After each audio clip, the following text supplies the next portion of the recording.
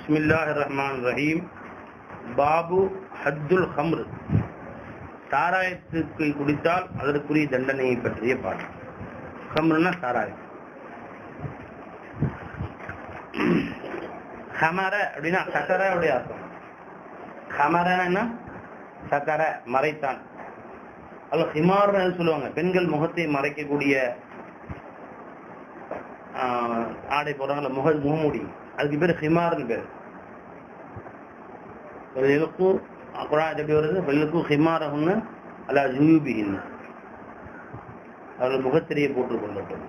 அப்ப ஹம்ருன்னா மறைக்கக்கூடியது, அறிவை மறைக்கக்கூடிய சாராயம். மது, மதியை மயக்குவதனால் அதுக்கு பேர் மது.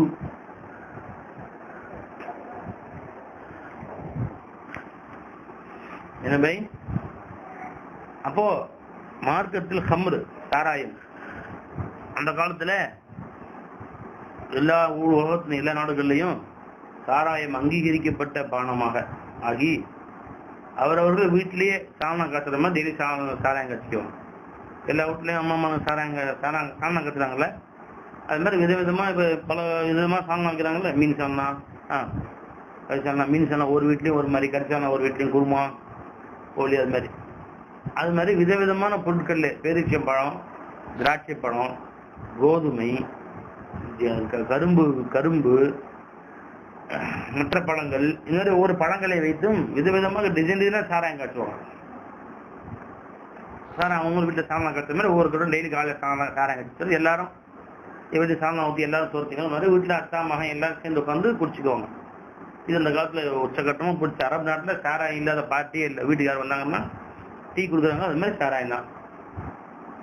எங்கேயும் போனாலும் சாராயம் தான். எங்கே பார்த்தாலும் சாராயம் தனியாக தேசிய பானம். வீட்டு சாயா இருக்குது, வீட்டில் அவன் சாயா போடுறாங்க, அது மாதிரி சாராயம். டீ கடை மாதிரி சாராய கடை, தெருவுக்கு 4 கடை. வீட்டுக்காரர் வந்தால் டீக்கு மேலே என்ன சாராயம் தான். இந்த அளவுக்கு அரபு மக்கள்ல உச்சக்கட்டமாக போயிடுச்சு. இப்ப திடீர்னு இந்திய அரசாங்கத்துல இந்தியிலிருந்து யாரும் டீ குடிக்கூட கொடுத்தா அடி அப்படின்னு உத்தரப்பட்டு எப்படி இருக்கும்? எப்படி ஒரு தேசிய பானம் மாதிரி ஆயிடுச்சு. அது மாதிரி சாராயத்தை திடீர்னு நிப்பாட்ட முடியாது. எல்லா வீட்லயும் அதான். அல்லாஹ் ஜல்ல ஹிக்மத்தன் மக்களுடைய மனங்கள்ல கொஞ்சம் கொஞ்சமா சாராயத்தை எப்படி நிப்பாட்டுறான் பாருங்க. அல்லாஹ் இங்கு பார்த்தாலும் அரபு மக்கள்ல இதே ஊறி போன பின்பு அதை எடுத்தவுடன் நிப்பாட்டினால் பல பேருக்கு பைத்தியம் முடிச்சிடும். சில பேர் சொல்றாங்க, பீடி குடிச்சிட்டே இருந்தேன், நிப்பாட்டினா ரொம்ப கஷ்டமா இருக்குது அப்படின்னு. அந்த மாதிரி சாராயம் குடிச்சிட்டே இருந்து திடீர்னு நிப்பாட்டினா கை காலம் வந்து பைத்தியம் முடிச்ச மாதிரி ஆயிருதுன்னு சில பேர் சொல்றான். பல பேர் குடிப்பதை நிப்பாட்ட முடியாமல் தீனுல் இஸ்லாத்திலே இருக்க மாட்டேன்னு போயிடுவான். அந்த மாதிரிலாம் பிரச்சனை இருக்கு.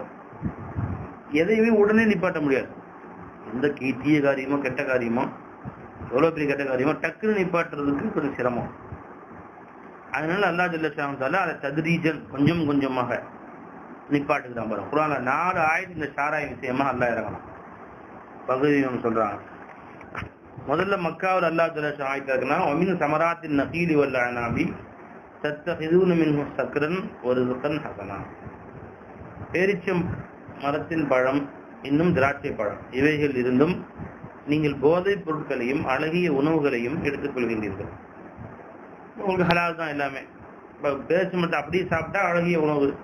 அதை தண்ணி ஊற்றி காய்ச்சி கொதிக்க வச்சு அதை வடிகட்டி அதில் சில பொருட்கள்லாம் சேர்த்து சாராயமாக்கினா அது போதை. அப்போ எல்லோரும் அதை சர்வசாதாரணமாக சாப்பிட்டு வந்தார்கள். அதன் பின்பு மதினாவுக்கு வந்தார்கள். மதினாவிலும் எல்லோரும் தாராளமாக எல்லார் வீட்லையும் சாராயம். பலவித கோப்பைகள் சாராயத்துக்குன்னு இருக்கும். சாராயத்துக்குன்னு பலவித பாத்திரங்கள் இருக்கும். துப்பா, இன்தம், தார் பூசிய குடு, சாராயம் கெட்டு போகாம இருக்கிறதுக்காண்டி ஒரு 4 உயரத்துக்கு பெரிய குடுவை இது தார் பூசிய மரக்குடுவைகள். மரத்தண்டுடைய பெரிய மரத்துடைய அடிப்பாகத்தை அப்படியே குடைஞ்சு அதை பாத்திரமாக்கி அது ஜிலிஜிலு போகாம இருக்கும். இல்லை இப்ப இந்த காலத்துல இது வந்துருக்குல்ல, இந்த வெள்ளை தெருமாக்குள்ள ஹாட் பாக்ஸ் வந்துருக்குல்ல, அது மாதிரி சாராயத்துல ஜிலிஜிலு போகாம இருக்கிறதுக்காக மர தெருமாக்குள்ள அப்படியே பாத்திரங்கள், சுரக்குடுவ பாத்திரங்கள், தார் பூசப்பட்ட பாத்திரங்கள், இவ்வாறாக பலவித பாத்திரங்கள் சாராயத்துக்குன்னே தயார் பண்ணி வச்சிருப்பாங்க. சாராயம் ஊற்றுவாங்க, தண்ணி ஊத்துறது இல்லை சாராயத்துக்குன்னே. சாராயம் கெட்டு போகாம இருக்கிறது. சிந்தமு, துப்பா அடித்து வருது இல்லையா, 4 விஷயங்களை பெருமான் தடை செய்தார்கள். நாங்கள் பார்த்துருக்கோம். இதுதான் சாராய குடுவை. சாராயம் குடிக்கிறதுக்கு அப்படி கை இல்லாத கோப்பை, கை வைத்த கோப்பை, நீளமான புடி வைத்த, கால் வைத்த கோப்பை, இப்படிலாம் பலவித கோப்பைகள் புழக்கத்தில் இருக்கு.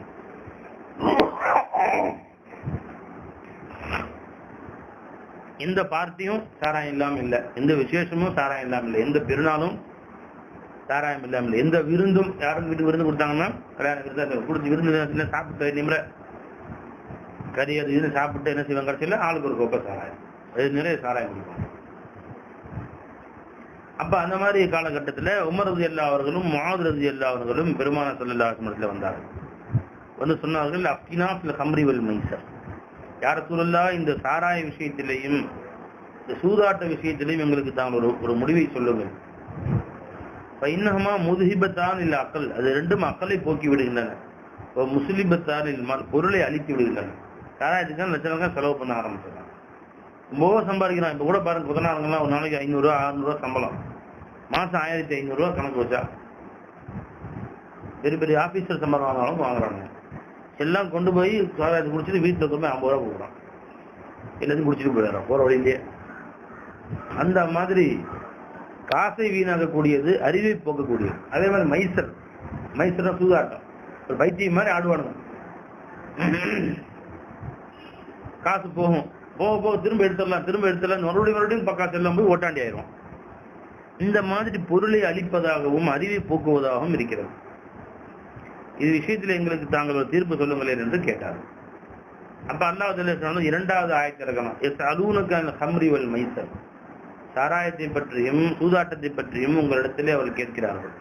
குல் நபியே, நீங்க சொல்லுங்க, ஃபீஹிமா இஸ்முன் கபீரும் மனாஃபிஉ லின்னாஸ், அதுல மிகப்பெரிய இஸ்மு பாவமும் இருக்கிறது, தீமையும் இருக்கிறது, ஆனா மக்களுக்கு நன்மையும் இருக்கிறது என்று ஆயத்தை அல்லாஹ் ஜல்ல ஷானஹு இருக்கிறார்.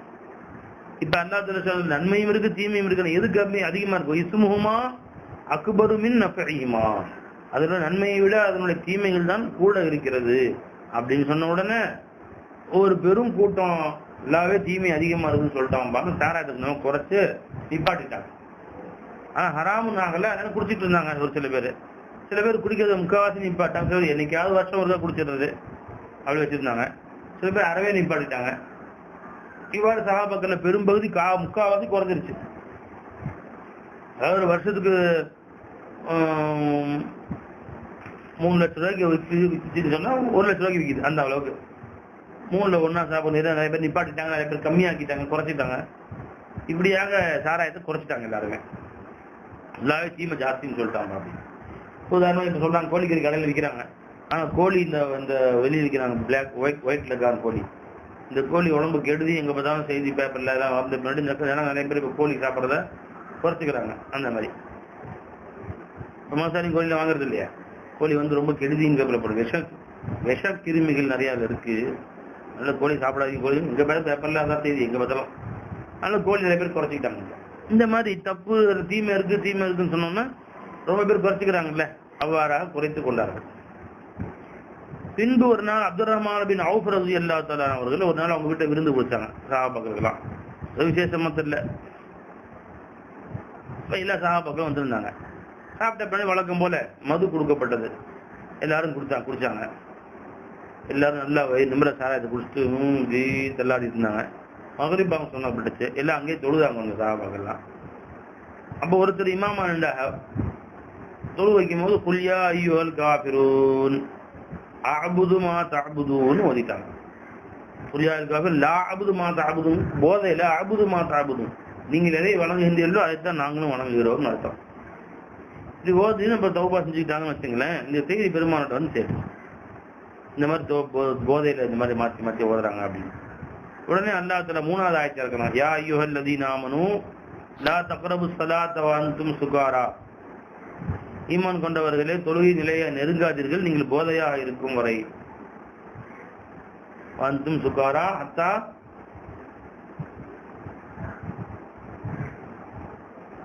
ஆயுதன் அந்த தாலுமா தகூலுனா, எதை நீங்கள் சொல்லுகின்றீர்களோ அந்த வார்த்தையை உங்க அறிவுரை விளங்குற வரைக்கும், அந்த மாதிரி தெளிவாக விளங்குற வரைக்கும் நீங்க போய் தொழுகையில் நிற்க வேண்டாம். எந்த ஆயத்தை அல்லாஹ் ஜல்ல ஷானுல இறக்கணும்.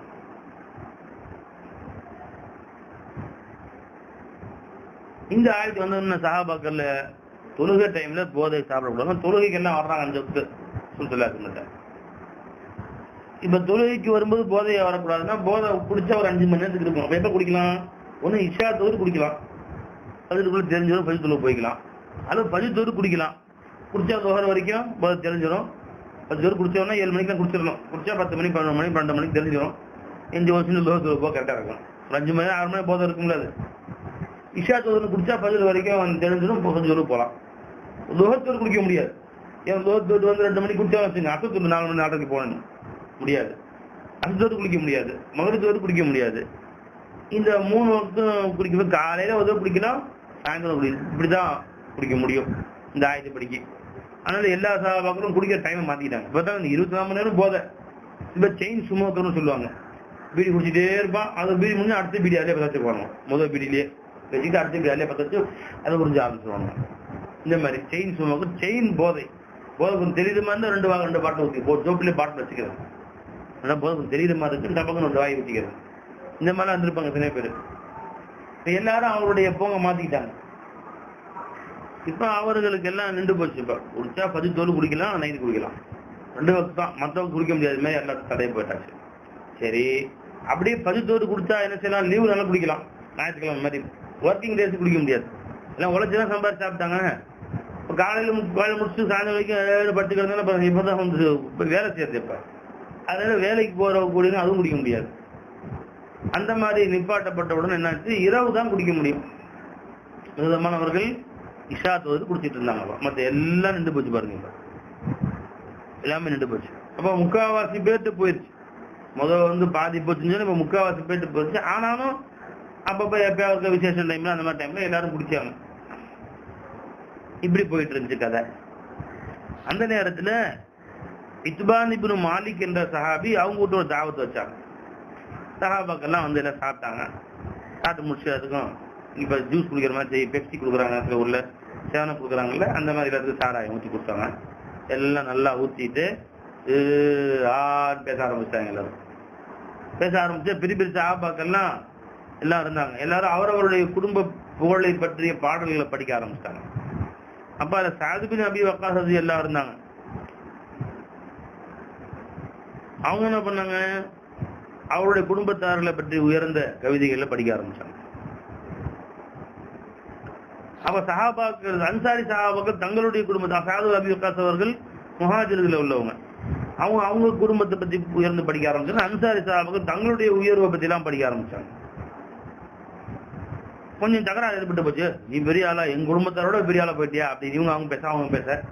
கடைசியா கோவத்தை ஒரு சஹாபியை கீழே சாப்பிட்டு எலும்பெல்லாம் போட்டுருந்தாங்கல்ல, ஒரு எலும்பு எடுத்து சாகுறது மண்டையில அவங்க அடிச்சு விட்டாங்க.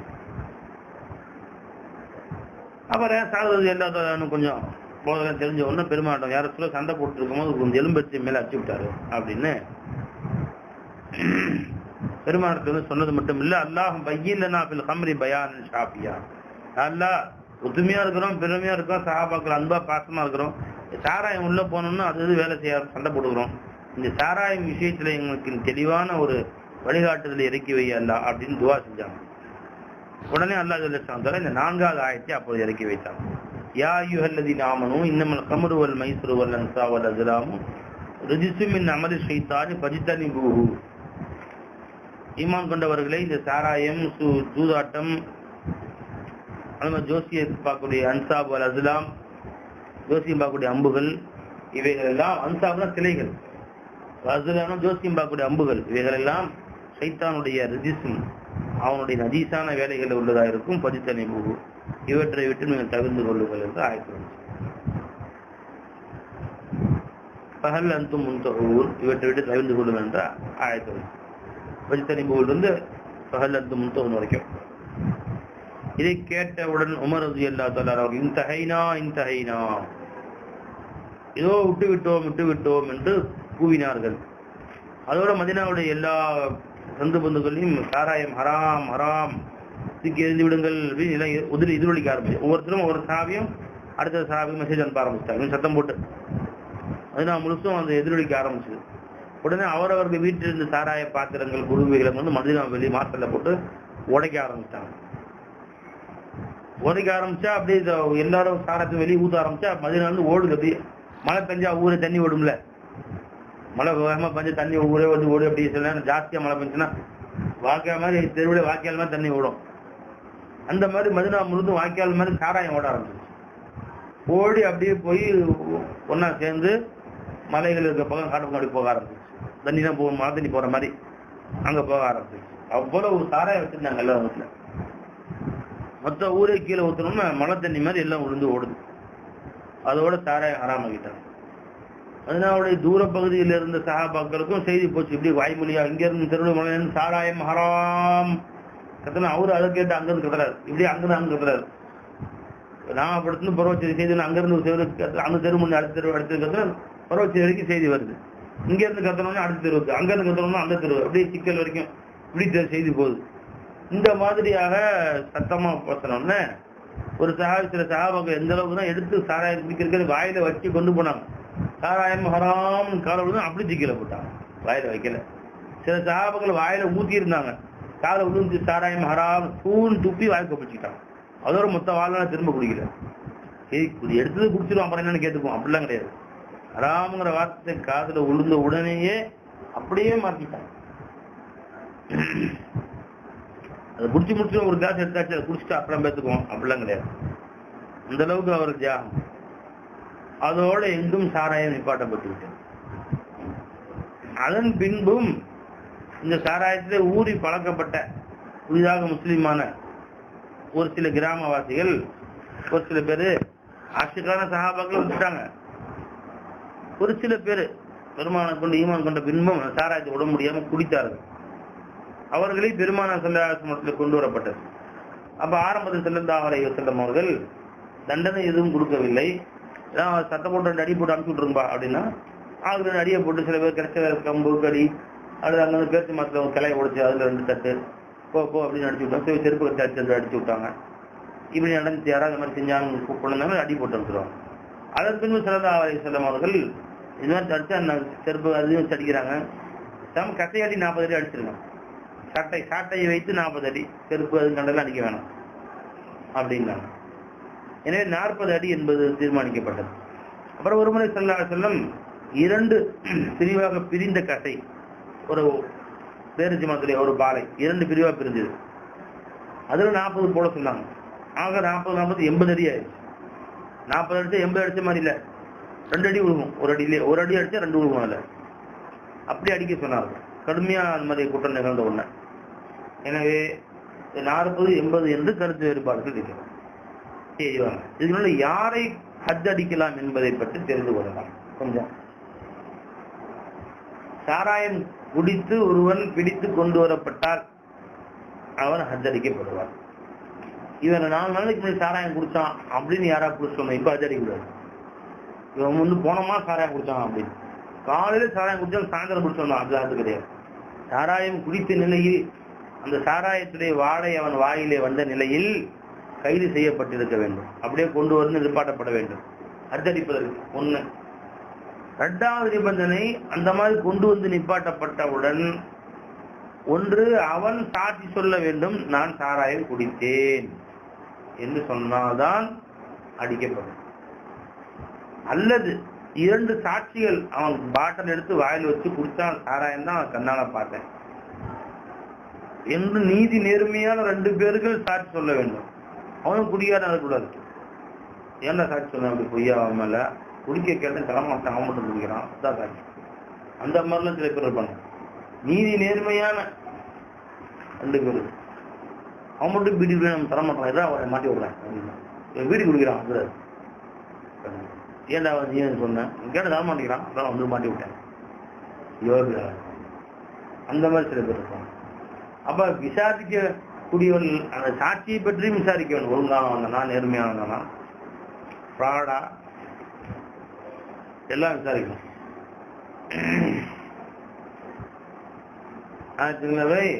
அப்போ கைது செய்யப்பட்டிருக்கும் போது சாராயம் குடித்த நிலையில் வாயில் வாடை வரும் நிலையில் கைது செய்யப்பட்டிருக்க வேண்டும். கைது செய்யப்பட்ட பின்பு அவன் சாராயம் குடித்தான் என்று அவன் ஒத்துக்கொண்டிருக்க வேண்டும். அவன் ஒத்துக்கொள்ளாவிட்டால் 2 சாட்சிகள் கூற வேண்டும். சாராயம் குடிச்சு எங்க கண்ணால பார்க்க. அந்த 2 சாட்சிகள் அடிப்படையில் அவன் சாராயம் குடித்தது நிரூபணமாகும். உடனே அவனை 80 அடி அடிக்கலாம். போதை தெரிந்த பின்பு விட்டுறணும். அதான் குடிச்சது தலாடி நிற்கிறான், உட்கார படுறா அப்படின்னு விட்டுற வேண்டியதான். போதை நல்லா தெரிஞ்சிருச்சா, இப்ப தண்ணி தெளிச்சு எழுப்பி உட்கார வச்சு இப்ப அடிக்க போறோம், முழு அடி பண்ணிச்சுவோம் அப்படின்ட்டு அதுக்கு பின்னாடி அடிக்கும். போதையிலே அடிச்சு தெரியாது அவனுக்கு. போதை தெரிஞ்ச பின்னாடி எதுக்கு அடிச்சாங்க, முதுகுலாம் பொண்ணா இருக்குது, ஏமா அடிச்சான்னு தெரியல அப்படின்னு போயிடும். இப்ப நம்ம நோக்கம் அடி வாங்கி அவன் எதிர்காலத்தை செய்யக்கூடாதுன்னு நோக்கம். போதை தெரிந்த பின்புதான் அடிக்க வேண்டும். போதை அதாவது சாராயம் குடித்து வாடையெல்லாம் போன பின்பு 2 சாட்சி சொன்னாலோ அவனே அவன் ஒத்துக்கொண்டாலோ அடிக்கப்படாது. சாராயத்தை நிரூபிப்பதற்கு 2 சாட்சிகள் வேணும். ஆதிலான நேர்மையான சாட்சிகளா இருக்கும். பெண்களின் சாட்சி ஏற்றுக்கொள்ளாம ஏற்றுக்கொள்ளக்கூடாது. மொத்தம் எத்தனை அடிங்க சாராயம் குடிச்சா? 80 அடி. 80 அடியும் அவனுடைய உடலில் பிரித்து பிரித்து வழங்கப்படும். ஒரே இடத்துல அடிக்கிறது 80 இஞ்சிக்கு தனியா அங்கங்க இங்க 4 அங்க 2 அங்க 4 பிரிச்சு அடிக்கிறது. முகத்தை தவிர இன்னும் மறைவிடங்களை தவிர. சரி, வெறும் வாடை அடிக்குது அவன் வாயில சாராய வாடை 80க்காக ஒருத்தர் கொண்டு வந்து அது அடிக்க கூடாது. ஏன்? சாராய வாடை என்பது வேறு காரணங்களுக்காக வேண்டியும் அடிக்கலாம். ஏதோ பழத்தை ஒரு புளிச்சு போன பழம் தின்றுக்கிறான், வீணா போன ஆப்பிள் தின்றால் சாராய வாசம் அடிக்கும். வீணா போன திராட்சை தின்றுக்கிறான், சாராய வாசம் அடிக்கும். சில பேர் டீ கடல் டீ குடிச்சு அந்த டீயே வாசம் அடிக்குது. சில பேர் பல்லுகளுக்கு 10 நாள் ஆச்சுன்னா வாயை திறந்தா சாராய வாசம் அடிக்குது. இதெல்லாம் வச்சு வாயில சாராய வாசம் அடிச்சுக்கிற ஒரே காரணத்துக்காக வேண்டி அடிக்கலாமா? அவனா பல்லு விளக்க சொல்லலாம். எனவே கொஞ்சம் போதை தள்ளாடிட்டு இருக்கிறான், வாயில வாடெல்லாம் வரல, போதை எதுவே அளந்து போயிட்டு இருக்கான், இங்கிட்ட அங்கிட்டும் காலெல்லாம் நிக்க மாட்டேங்குது. இவன் குடிச்சிருக்கிறான்னு தெரியுது, அடிக்கலாமா? அடிக்கூடாது. ஒன்று அவனா ஒத்துக்கொள்ள வேண்டும், அல்லது 2 சாட்சிகள் சொல்ல வேண்டும். ஏன்னா போதை என்பது பல விதங்களால் ஏற்படலாம். நம்ம இஸ்மாயிலுக்கு உதவாகணும் அப்படிங்கிறதுக்கு ஆசைப்பட்டு யூசுப் என்ன பண்ணாரு, ஆளை விட்டு ரவுடிங்களை விட்டு எடுத்து கட்டி போட்டு வாயில சாராயத்தை புனல் வச்சு ஊற்றி விட்டார்.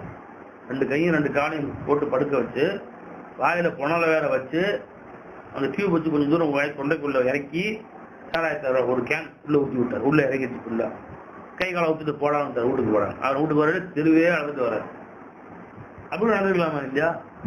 வேற ஒருத்தர் ஊற்றி விட்டுருக்கலாம். அவர் அழுத்துட்டு போய் 80 அடி அடிச்சு வச்சுக்க, நல்லா வாங்கினியா, நான் தான் ஊற்றி விட்டேன் அப்படின்னு அடுத்த நாள் சொல்வதற்கு வாய்ப்பு இருக்கிறது. அல்லது போதை வேறு வஸ்துக்களிலும் ஏற்பட்டிருக்கலாம். ஒரு 5 நாள் குளிச்சு போன பழைய சோறை குடிச்சு அதனால போதை வந்திருக்கலாம். சில பேருக்கு போதை சாராயத்தான் வரணும், வேற சில வஸ்துக்களே வரும். வயலை சாப்பிட்டுருக்கிற போதை வந்துருக்கு, அப்படி வந்திருக்கலாம். கஞ்சா அப்படின்னு brown sugar, black sugar, heroin தெரியுமா? ஒரு பொட்டலம் 1 கோடி ரூபா. ஒரு மூக்குப்பொடி பொட்டலம் ஒரு பொட்டலம் 1 கோடி ரூபா. ஒரு சின்ன பொட்டலம் அந்த மாதிரி தான் இருக்கு. அதெல்லாம் போட்ட சட்டம் வேற வேற சட்டம் இருக்கு. சட்டம் பேர் சொல்றேன் இன்ஷா அல்லாஹ். கஞ்சாக்கு சட்டம் வேற, அபின் சட்டம் வேற, பிரவுன் சுகர் சட்டம், ஹெராயின் சட்டம், எல்லாம் தந்திரி சட்டம் இருக்கு. அதுக்கு அடிக்கணுமா வேணாமா பின்னாடி சொல்றேன் இன்ஷா அல்லாஹ். அப்ப என்ன செய்யணும்? அதனால போதையாக இருந்ததுனாலயோ வாயில் வாடகை வந்ததுனாலயோ மட்டும் யாரையும் தண்டிக்கப்படாது. சாராயத்தின் வகைகள் என்ன? சாராயம்னா என்ன? ஹதீஸ்ல வருது, நஹா ரசூலுல்லாஹி ஸல்லல்லாஹு அலைஹி வஸல்லம் அன் குல்லி முஸ்லிமின் வ முஃப்திரின், உன்னுடைய அறிவை மறைக்கக்கூடிய, அறிவை தடுமாற செய்யக்கூடிய எல்லாவற்றையும் பெருமானார் ஸல்லல்லாஹு அலைஹி வஸல்லம் தடை செய்தார்கள். அறிவை மறைக்கக்கூடியதற்கு போதை தரும் பானங்களுக்கு தான் சாராயம் சொல்றோம். போதை தரும் பானங்கள்.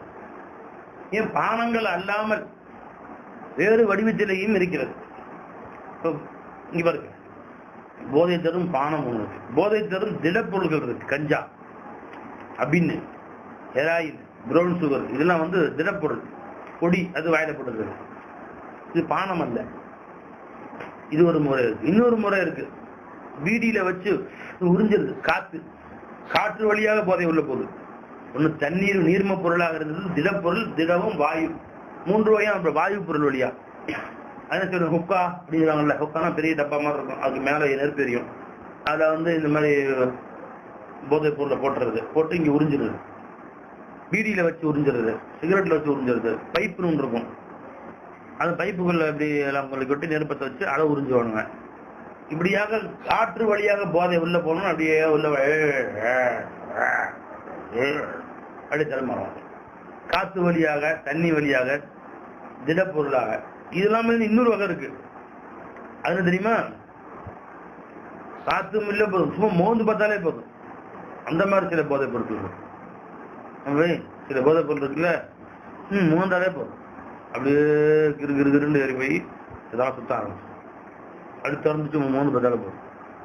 சில பொருட்கள் இருக்கு, அதெல்லாம் செய்வாங்க. இன்ஜெக்ஷன் இருக்குல்ல, இன்ஜெக்ஷன் மூலமா உடம்புல ஏற்றணும், குடிச்சாலும் போத வராது. நான் இப்படி உடம்பு ஊசி மாதிரி, இந்த மாதிரி இந்த சுகர் ஊசி போடுற மாதிரி ஊசி மாதிரி போட்டுக்கோங்க. இது விளையாட்டு வீரர்களும் அந்த மாதிரி போதைப் பொருள் போட்டுக்கோங்க. சில இதெல்லாம் போட்டா நல்லா ஃபாஸ்டா ஓடலாம், மயக்கம் வராது, இல்லை வெறி வரும். அந்த மாதிரி போதைப் பொருள் ஊக்க மருந்துகள் அப்படின்னு சொல்றாங்க. அதான் செய்வான், விளையாட்டு 8 மணிக்கு ஆரம்பிக்குது ஓடணும் அப்படின்னு சொன்னா 7:45 தெரியாம போடுறது, ஃபாஸ்டா எல்லாத்துலயும் ஃபாஸ்டா போயிடுவான். அந்த உடம்பு அப்படியே தூக்கி விடும், இந்த மாதிரி முறிச்சு விடும், பறந்து ஃபர்ஸ்ட் வந்துடுவான். என்ன பண்றான், எவன் போட்டு ஜெயிச்சானோ, இப்ப எல்லா ஒலிம்பிக்ல சட்டமாக்கிட்டான், போட்டியில் ஜெயிச்ச உடனே ஓடி வந்து முடிச்ச உடனே அவனுக்கு இருக்கணும், அந்த ஒண்ணுக்கு உடனே பிடிச்சி டெஸ்ட் பண்ணிடுவான். எல்லாத்தையுமே டெஸ்ட் பண்ணா எவன் பிடிச்சிருக்கா எவன் பிடிக்கல, அப்படி எத்தனையோ பேர் பட்டங்கள்லாம் பறிச்சுட்டான், ஃபர்ஸ்ட் பிரைஸ் ஆக்கிருப்பாரு. அவர் ஒண்ணுக்கு போய் டெஸ்ட் பண்ணோம்னா அந்த ஒண்ணுக்குள்ள அந்த இருக்குது இந்த ஊக்கம் மருந்து, உடனே வந்து குடிச்சிருக்க நீ முடிஞ்சு, உனக்கு முதல் பரிசு கிடையாது, 2வது வந்து ஃபர்ஸ்ட் வந்துடுவான், 3வது வந்துடுவேன், 2வது வந்துடுவான், 4வது வந்து 3வது அப்படி கொடுத்துருவான், தப்பி விட்டுருவாங்க. அப்படி எத்தனை பேருக்கு இல்லாமல் ஆக்கிட்டான். அப்ப தம்பி இப்படி ஒரு போதைப் பொருள்கள் இருக்கு. அப்ப போதைப் பொருள்கள் பல வகை இருக்கிறது. குடிபானம் இருக்கு பாருங்க, அதுலயே நிறைய வகை இருக்கு, 10 வகை இருக்கு, 8 வகை இருக்கு. முதலாவது வகை அல்லாஹ் சொன்ன ஹம்ரு, சாராயம், திராட்சை ரசம். அது என்ன செய்வாங்க, திராட்சை பழத்தை புழிஞ்சு அந்த சாறு எடுத்து அந்த சாறை அடுப்பில் வைத்து அது கரெக்டா காய்ச்சுவாங்க. நீ எல்லாம் கொண்டு போய் இது காய்ச்சணுமா அப்படின்னு சாராயம் கொண்டு போய் காய்ச்சலாம் வர சாராயம். சாரை எடுத்து பதமாக காய்ச்சுற முறை இருக்கு, இத்தனை டிகிரியில சூடு பண்ணணும் கரெக்டா, அதே மாதிரி அடுப்பு கரெக்டா வச்சு சில மருந்துகள் வேதிப்பொருள் சேர்த்துக்குவாங்க. கடுக்காய் சேர்த்துறதா கேள்விப்பட்டேன், கடுக்காய், அப்புறம் வந்து ஏதோ 10-15 வச்சு சொல்றாங்க, எள்ளு, அப்புறம் கசகசா, அப்புறம் வந்து எரி சாராயம், சில போதை, சில அதாவது போதையை உண்டாக்கக்கூடிய தூண்டக்கூடிய சில வஸ்துக்கள் இருக்கு. அந்த வஸ்துக்கெல்லாம் உடைச்சு அதை போட்டு சேர்த்து அப்படியே திராட்சையை பக்குவமா காய்ச்சறது கொதிக்கும். கொதிச்சு தண்ணி மாதிரி இருக்கிறது கெட்டியா போக ஆரம்பிச்சிடும். கெட்டியாகி அதுல இருந்து நுரையெல்லாம் வரும், கொதிக்கும். அதுக்கு பின்னாடி அதை கொண்டு போய் அப்படியே வடிக்க வச்சிருவாங்க, ஒரு நேரம் 2 நாள் வடிய வச்சிருவாங்க. கொஞ்சமா அந்த நுரையெல்லாம் வடிஞ்சு அந்த மேல உள்ள கெட்டிலாம் போய் மேல வந்து தண்ணி மாதிரி நிற்கும், கீழே கெட்டிலாம் உள்ள போயிடும். கெட்டியான மருந்து பொருட்களும் கீழே போயிடும், மேல தண்ணி மாதிரி அப்படி நிற்கும். அதை அப்படியே வடிச்சு வெறும் தண்ணி மாதிரி அதை எடுத்துருவாங்க. ஒரு 4 நாள் சில பேர் பூமிகளை போட்டுருவாங்களாம், அதுக்கு இன்னும் சாராயம் போதை கூடுமா. கொதிக்க வச்சு எல்லா வேலையும் முடிச்சு பெரிய மண்பாண்டங்களை போட்டு மண்பாண்டத்தை அதுக்கு மேலே மண் மூடி சுற்றி மண்ணை வச்சு மூடிடுவேன், யாரும் திறக்க முடியாத மாதிரி மண்ணை வச்சு மூடி பூமியில குழி வெட்டி அதுக்குள்ள மெதுவாக கீழே இறக்கி அதுக்கு மேலே மண்ணை போட்டு மூடிடுவாங்க. 10 நாள் கணக்கு. அப்புறம் மெதுவாக அந்த மண்ணெல்லாம் எடுத்து பானை வெளியே எடுத்து மூடி திறந்தோம்னா அந்த தெளிந்து போன நீர் மாதிரி தண்ணி மாதிரி மேலே நிற்கும், கீழே வந்து கெட்டியாக நிற்குமா. இப்ப அதுதான் அந்த மேல உள்ள தண்ணி எடுத்தா அதுதான் உயர்தரமான சாராயம், திராட்சைகள் தயார்படுத்திய சாராயம். இதுதான் அல்லாஹ் ஹம்ரு என்று சொல்கிறான். இதுதான் குர்ஆன்ல அல்லாஹ் ஹம்ருன்னு சொல்றது, திருமண ஹம்ருன்னு சொன்னது இதுதான். இதுதான் சாராயம் காய்ச்சக்கூடிய முதல் முறை. இன்னைக்கு ஆயிரக்கணக்கான வஸ்துக்கள் சாராயம் எடுக்கிறான், ஆனா சாராயம் காய்ச்சக்கூடிய அந்த காலத்து நடைமுறையில் படுத்த வரக்கூடிய முறை இதுதான். அபு ஹனீஃபா ரஹ்மத்துல்லாஹி இப்படி சொல்றாங்க, அபூ யூசுஃப் ரஹ்மத்துல்லாஹி முஹம்மது ரஹ்மத்துல்லாஹி சொல்றாங்க, அது கொதிச்சு கெட்டியாகி நுரை வந்துருச்சுன்னு சொன்னாலே அது வந்து சாராயம் ஆயிடுச்சு. அதுக்கு பின்னாடி 10 நாள் வச்சிருந்து தெளிவடைய வைக்கணும்னு அவசியம் இல்லை. அப்பவே போதை வந்துடும். அதுல அப்பவே அதுக்கு பேர் சாராயம் தான் அப்படின்னு சொல்றாங்க. தெளிவடைய வச்சுதான் மக்கள் புலங்குறாங்க. ஆனா தெளிவடைய வைக்காட்டியும் போதை வரும். அதனால அதுவும் சாராயம் தான் அப்படிங்கிறாங்க. சாராயத்துக்கு 5 சட்டம் இருக்கு பாய். முக்கியமான சட்டங்கள் 5 இருக்கு, எழுதி வச்சுக்கோங்க. எப்ப அது சாராயம் என்று தெரிந்து விட்டதோ சட்டம் 1 தஹரீமு சுருபி கலீலிஹா வ கசீரிஹா. அது கொஞ்சமோ அதிகமோ பருகுவது ஹராம் ஆகும். போதை வராத அளவு சும்மா டேஸ்ட் எப்படி இருக்குன்னு பார்த்தாங்க அப்படின்ட்டு ஒரே ஒரு சொட்டு இப்படி தொட்டு நக்கிறான் ஒருத்தன். இப்ப டேஸ்ட் எப்படி இருக்குன்னு பார்க்கலாம். சாராயம் எதுக்கு குடிச்சது இல்லை வாழ்க்கையில, டேஸ்டா எப்படி இருக்குன்னு பார்த்துடலாமே அப்படிதான். அப்படின்ட்டு சாராய டம்ளர்லயோ சாராய பாட்டர்லயோ இப்படி தொட்டு எடுத்து நக்கி பார்க்கலாம், டேஸ்ட் பார்த்தான். அதுவும் ஹராம் தான். ஏன் சாராயம் வந்து நஜீஸ் நல்லா சொல்லிட்டான். ஒண்ணுக்கு டேஸ்ட் பார்ப்பியா, ஒண்ணுக்கு இருந்துட்டு எப்படி டேஸ்ட் எப்படி வாழ்நாள பார்த்தது இல்லை. மலம் அதை டேஸ்ட் பார்க்கலாம். கொஞ்சம் தான் செஞ்சேன், நிறையா செஞ்சேன். கிலோ கணக்குல செஞ்சேன், கிராம் கணக்குல தானே அப்படின்னு இம்பியா சாணி ஆட்டு புழுக்க ஒரே ஒரு புழுக்க ஒரு டேஸ்ட் பார்க்கறது எப்படி இருக்கு என்ன பை இம்பியா. வண்டி தான் எவ்வளோ திங்குது மலம், அது எப்படி டேஸ்டா இல்லையா திங்குது, எப்படி எவனா திம்பானா அப்படி பூ நஜி பூ பலா சொன்னாலே வேப்பங்கிறான்னு. அந்த மலத்துடைய பேரை சொன்னாலே வண்டி பேரை சொன்னாலே வேப்பங்கிறான். அதே மாதிரிதான் சாராயம்.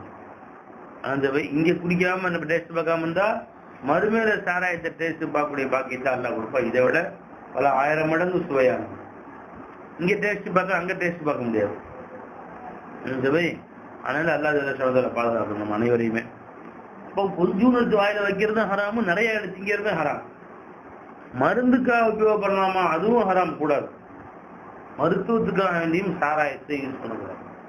இப்ப இருமல் மருந்துகள்லாம் போட்டு வரானே பை, ஆல்கஹால் எக்ஸ்ட்ரா அப்படின்னு போடுவான். ஆல்கஹால் சேர்க்கப்பட்டிருக்கு அப்படின்னு சொன்னா இது ஜாயிதா? அது போடாம ஆல்கஹால் இல்லாத இருமல் மருந்து குடிக்கிறது தான் நமக்கு நல்லது. வேற நிர்பந்தத்துக்கு அது குடிச்சாதான் நல்லா போகும்னு இருக்குதுன்னு வச்சுக்கலேன், அது குடிக்கலாம். ஏன்னு கேட்டா அந்த ஆல்கஹால் மனிதர்கள் சாதாரண கடையில பூத்தி குடிக்கிற சாராயம்.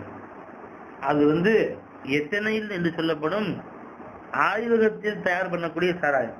அது குடிக்க பயன்படுத்துவதல்ல, அது ஒரு மருந்து பொருள். அதாவது மூளையில தூண்டி சில நரம்புகளை சற்று தாமதமாக செயல்பட வைத்து தூக்கத்தை உருவாக்கும்.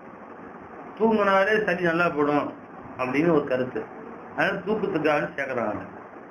சின்ன பிள்ளைங்க சளி போய் நைனி அழுதுட்டே இருக்கு தூங்காம, அவன் மருந்து கொஞ்சம் சளி மத்து பார்த்து தூக்கம் வந்துடும். அதுக்காக சேர்க்கப்படக்கூடியது. அதனால ஜாயிஸ் என்று சிலர் கூறுகிறார்கள், சிலர் ஜாயிஸ் இல்லை என்று கூறுகிறார்கள். எனினும் பேணுதல் என்ன, நமக்கு விஷமா அந்த மாதிரி மருந்து குடிக்காம சாதாரண துளசி டானிக்கு வாங்கி குடிச்சுக்கணும். அந்த சாராய பூசப்பட்ட அத்தர் அதையும் யூஸ் பண்ணாம இருக்கா நல்லது. யூஸ் பண்ணாலும் தப்பு இல்லை. சில உலமாக்கள் யூஸ் பண்ணலாங்கிறாங்க, சில பண்ண வேணாங்கிறாங்க. ஏன்னா இந்த சாராயமும் குடிக்கும் சாராயம் இல்லை. இது எத்தனை எரி சாராயம், குடிக்கிற சாராயம் இல்லை. அதையும் அத்தர்ல சேர்க்கிறாங்கன்னா நல்லா வாசனை உடனே வர்றதுக்காண்டி. அத்தர் இருந்து எண்ணெய் மாதிரி பிஸ்கின்னு இருக்குன்னு தலவணும், உடனே வாசனை வெளியே வராது.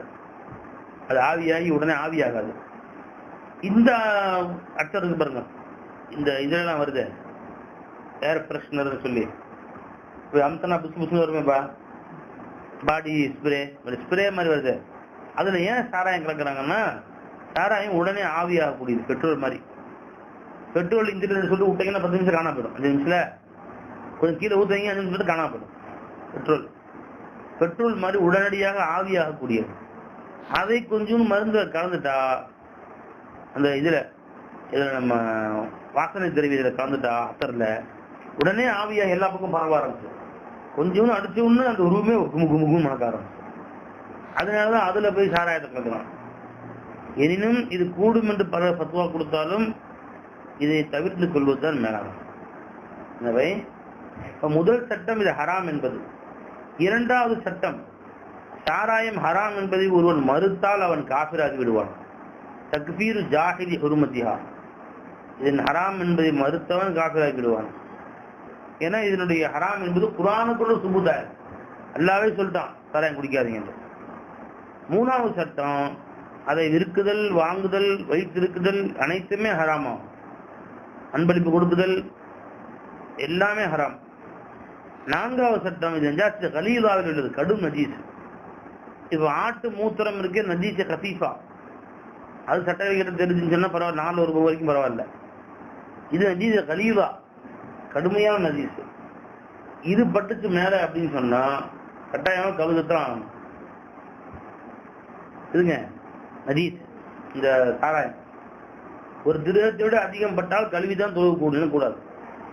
5வது சட்டம், இதை குடித்தவனை 80 கசையடி அடிக்கப்படும். கொஞ்சம் குடித்தாலும் சரி, நிறைய குடித்தாலும் சரி, போத வந்தாலும் சரி, வராட்டியும் சரி, 80 கசையடிகள் அடிக்கப்படுவான். இந்த 5ம் இந்த சாராயத்துக்குரிய சட்டங்கள்.